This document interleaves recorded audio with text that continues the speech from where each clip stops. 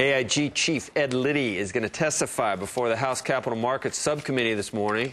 He's going to face a grilling over AIG's payment of $165 million in bonuses. Joining us now is Congressman Scott Garrett, ranking member of the subcommittee. Congressman, it's good to see us. I'm sure you saw the Washington Post article or op-ed piece from Mr. Liddy. Yeah. I'm trying to figure out who we blame now. It almost, Liddy makes a pretty good case that there's not a whole lot he can do, and we've had enough people on saying that when the initial money went AIG's way, that the government just messed it up and didn't get enough taken care of at the time. Maybe it was just rushed, but what's your view? Whose fault is this? Yeah, I was waiting for you to play the Sesame Street music that you were playing before, and I was going to say, can you spell spin? Because I think that's what you're going to be getting at this hearing today, is a lot of feigned outrage, and there is legitimate outrage because we're hearing so much from our constituents back at home, considering all the stuff that they're going through, and to hear about the million-dollar bonuses.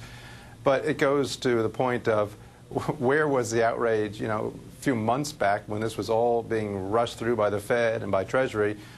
Probably the people who were the loudest on the other side of the aisle who helped rush it through and didn't raise any red flags before will be the ones screaming the loudest, hey, how come something wasn't done about this?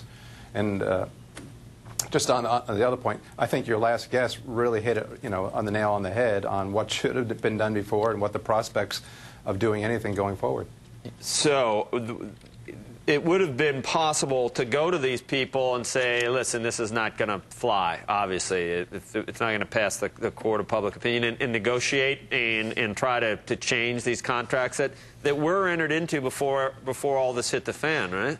Yeah, I think there certainly was a possibility, but maybe honestly the Fed and the Treasury knew that they just didn't want to go there, because if they began to raise any of those red flags early on, I mean, you knew the hesitancy that the Congress had initially to all this. If they raised some of those flags, say, hey, we may be paying out millions of dollars in bonuses, Congress wouldn't have gone along with it. And so the Treasury just kept us quiet, the Fed just kept us quiet. But that creates problems now going forward. If they ever want to come back to Congress again for TARP, I don't know what we're up to, about TARP 4.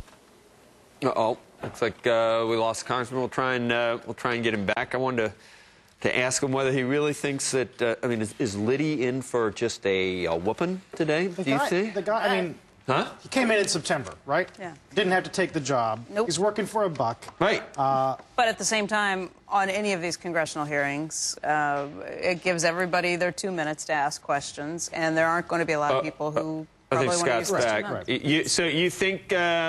I don't know. I might call in sick or something if I was Ed Liddy. But is he in for a grilling today, Congressman?